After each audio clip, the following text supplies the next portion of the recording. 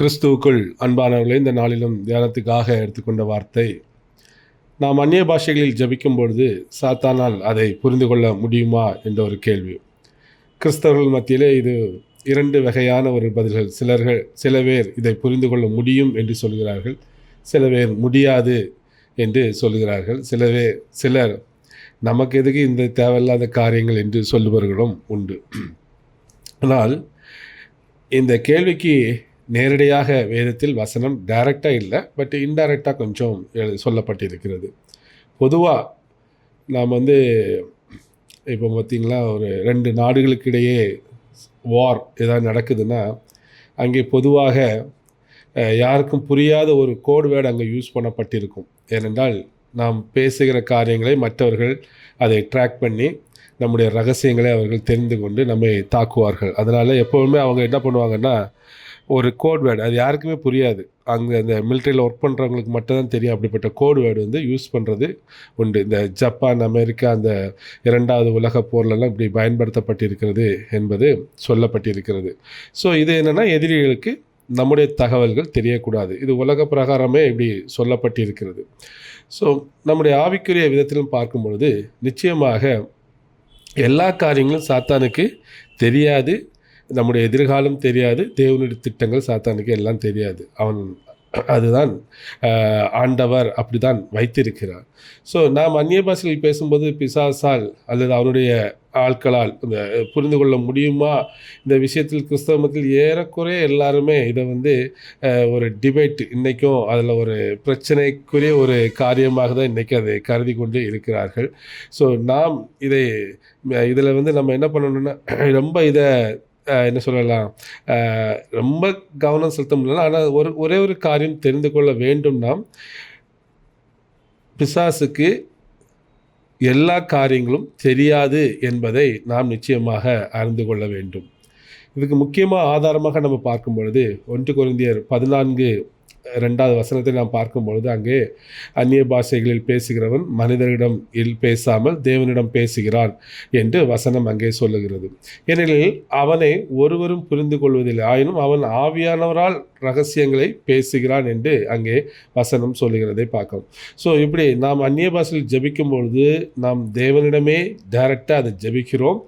வேறு யாரும் அதை அறிந்து கொள்ள முடிவதில்லை. அது ரகசியம் என்று சொல்லப்பட்டிருக்கு. ரகசியம் என்றாலே மற்றவர்களுக்கு அது தெரியாது. அது மனிதர்களுக்காக இருந்தாலும் சரி, பிசாசுக்காக இருந்தாலும் சரி, தெரியாது. ரகசியம் தேவனுக்கும் மட்டும் அது ஒரு ரகசியமான ஒரு காரியமாக இருக்கும். அப்போ பிசாசு தான் தெரியும்னா அப்போ அந்நிய பாஷை தேவையில்லை என்ற ஒரு கருத்துக்கே வந்துடலாமே. இது நம்ம பேசுகிற லாங்குவேஜ் ஏன்னா ஆண்டவருக்கு புரியாதா என்ன அவருக்கு?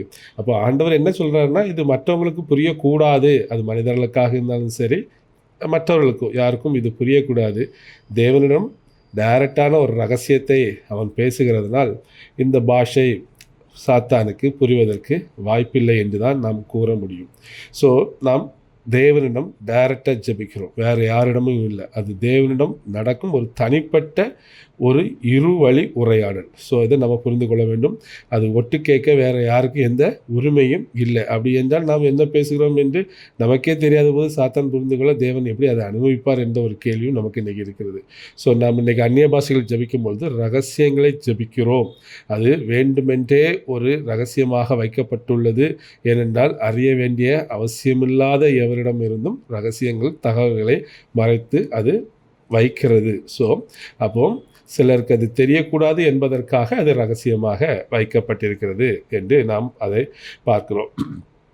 அதே போல் இதில் 1 கொரிந்தியர் 2:14 கூட பார்க்கும்பொழுது, தேவனுடைய ஆவி இல்லாதவன் தேவனுடைய ஆவியிடம் இருந்து வரும் காரியங்களை ஏற்றுக்கொள்ள மாட்டான் என்றும் சொல்லப்பட்டிருக்கிறது. ஸோ அவற்றை மூடத்தனமாக அவங்க எண்ணுகிறார்கள். மேலும் அவற்றை புரிந்து கொள்ள அவனால் முடியாது. ஏனென்றால் அவைகள் ஆவியின் மூலமாக மட்டுமே பகுத்தறியப்பட்டிருக்கிறது.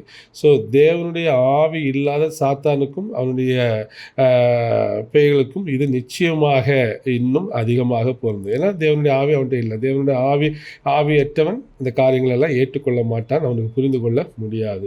ஸோ இன்றைக்கும் நம்ம தேவனுடைய ஆவி நமக்குள்ளே இருக்கிறனால தான் நாம் தேவனுடைய காரியங்களை புரிந்து கொள்வதற்கும் நம் தேவனோடு இடைபடுவதற்கும் அது வசதியாக இருக்கிறது. ஸோ அதனால் எல்லா காரியங்களும் பிசாசு அறிந்து கொள்வது இல்லை என்பதை நாம் அறிந்து கொள்ள வேண்டும். இதுக்கு இன்னும் கொஞ்சம் ஒரு புரிதலுக்காக ஒரு காரியத்தை நாம் சொல்ல வேண்டும் என்றால், மத்தேயு 13ஆம் அதிகாரம் 10-16 வரை பார்க்கும்போது சீஷர்கள் அவரிடம் நீர் ஏன் அவர்களோடு ஊமையாக பேசுகிறீர் என்று கேட்குறாங்க. ஊமை என்பது புரியக்கூடிய ஒரு விஷயம் தான், நமக்கு சாதாரண விஷயம். ஆனால் அவர் சொல்லுகிறார், அவர்களுக்கு புரிய முடியும். ஏனெனில் பரலோக ராஜ்யத்தின் ரகசியங்களை அறிந்து கொள்ள உங்களுக்கு அருளப்பட்டிருக்கிறது, அவர்களுக்கோ அருளப்படவில்லை என்றார். ஸோ இதை அந்நிய பாஷைகள் பேசுகிற இந்த விஷயத்தில் பொருந்துவது நமக்கு ஒரு மிகைப்படுத்த ஒரு காரியமாக நான் நினைக்கவில்லை.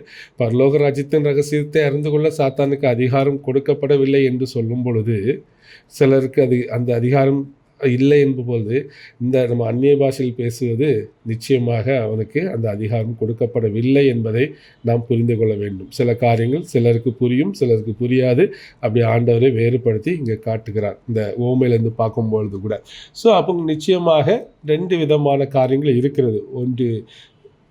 ஒரு காரியம் மற்றவர்களுக்கு புரிவதற்கும் சில ரகசியங்கள் புரியக்கூடாது என்னும் ஆண்டவர் 2 காரியங்களை வைத்திருக்கிறார். இப்போ அந்நிய பாஷை என்பது தேவனோட ரகசியத்தை பேசுவதனாலே ஸோ நிச்சயமாக இந்த காரியங்கள் மற்றவர்களுக்கு புரியாது. தேவனுக்குரிய ஒரு காரியம் மட்டுமாக இருக்கிறதுனால் அந்நிய பாஷையில் நாம் பேசுகிற பொழுது அது ரகசியமாகவே இருக்கிறது, சாத்தானுக்கு புரியாது என்பது என்னுடைய ஒரு தாழ்மையான ஒரு கருத்தாக இருக்கிறது. டைரக்ட் வசனம் இல்லை, இந்த வசனத்தின் மூலம் நாம் பார்க்கும் பொழுது நிச்சயமாக அது இல்லை. ஸோ நாம் கர்த்தரிடம் இப்படிப்பட்ட வரங்களை கேட்டு தேவனோடு நாம் பேசுவோம். அதிகமாக நாம் அந்நிய பாஷையிலே ஜெபிப்பதற்கும் நாம் நம்மை ஆயத்தப்படுத்திக் கொள்வோம். கர்த்தர் தாம் இந்த வார்த்தைகளை ஆசீர்வதிப்பாராக. ஆமென்.